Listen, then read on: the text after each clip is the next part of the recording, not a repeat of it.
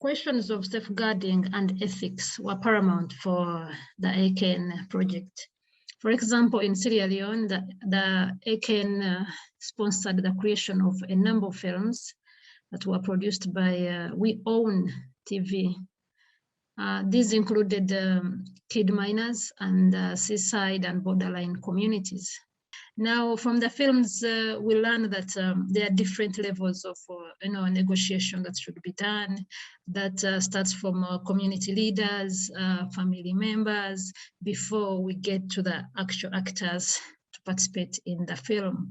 We see that in the Seaside and Borderline Communities, the main character is a young woman who migrated from the rural areas and then traveled to the city.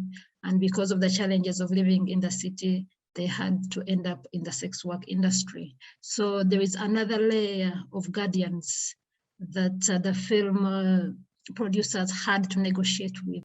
So in these films, we get to learn that creating films with survivors needs to be adapted in culturally and experientially sensitive ways in order to keep the participants safe and the films on ethically solid ground.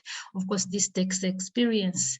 In these films, one thing that is worth noting is that the producers were locals.